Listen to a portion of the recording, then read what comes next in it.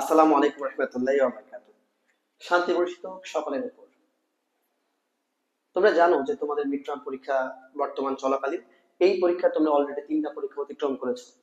তো আল্লাহর অশেষ রহমতে তোমরা তিনটা পরীক্ষায় আমাদের সাজেশন থেকে 100% কমন পেয়েছো। সেই ধারাবাহিকতায় আজকে আমি পদার্থ বিজ্ঞান এক সাজেশনটা তোমাদের দিচ্ছি। আশা করি খুব শর্ট সাজেশন বা পদার্থ বিজ্ঞান এক, যেগুলো আমার মনে হয় বেশি গুরুত্বপূর্ণ, সেগুলো থেকে আমি আলোচনা করছি। আশা করি তুমি একটু মনোযোগ সহকারে দেখবা এবং এগুলো একটু ভালো প্র্যাকটিস করবা।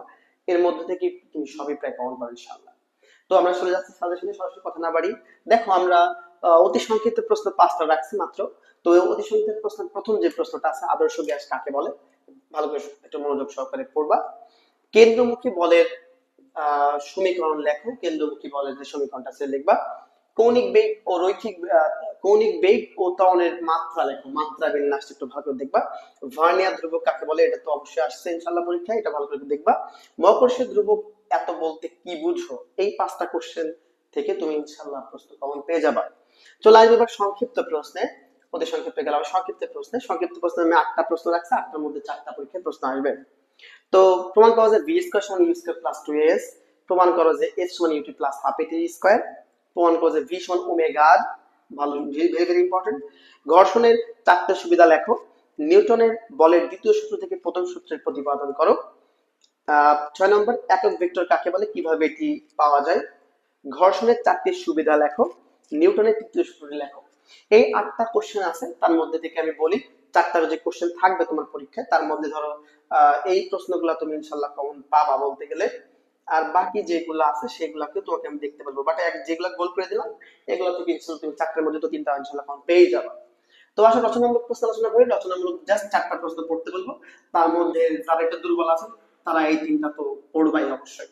তার মধ্যে প্রাসঙ্গিক গতিপথ, এটা 100% বলছি, এটা আসবে ইনশাআল্লাহ। আল্লাহ পাকের ইচ্ছায় যদি সেরকম হয় অবশ্যই এটা আসবেই।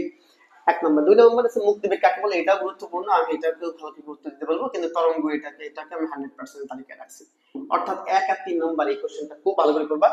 এর মধ্যে থেকেই ইনশাআল্লাহ তুমি কমন পেয়ে যাবা। তার সাথে এক্সট্রা একটা ব্যাখ্যা হিসেবে রেখে দিবা, সামান্তরিক সূত্র লেখো, এর প্রতিপাদন করো। এই আমাদের সাজেশন, মাত্র 1 ঘন্টার পড়াশোনা। যারা পদার্থ দুর্বল আছে আমার মনে হয় তারাও মনে হয় এই 1 ঘন্টা যদি একটু মনোযোগ সহকারে পড়ো তাহলে তোমরা তাও কমন পেয়ে যাবে। তো কথা বাড়াচ্ছি না, আজকে এতটুকুই শেষ করবো আমি ভিডিও। তো এমন প্রশ্ন আছে অনেকের মধ্যে কিউরিসিটি জাগতে পারে যে এত শর্ট সাজেশন কিভাবে সম্ভব। তো কিউরিসিটি দূর করো ইনশাল্লাহ। একটা অভিজ্ঞতা থেকেই দিচ্ছি সাজেশনটা বলতে পারো। তো আশা করে যাই এর মধ্যে থেকেই তুমি এ টু জেড কমন পেয়ে যাবা আল্লাহ পাকের ইচ্ছা। যদি কোনো একটা কোশ্চেন যদি অ্যাড কখনো হতে হয় যদি এর পরেও, সেটা অবশ্যই আমি তোমাদের গ্রুপে জানাই দেবো, অথবা যারা আমাদের অফলাইন ব্যাচ হবে তারা সবাই জানতে পারবে ইনশাল্লাহ, সমস্যা নাই।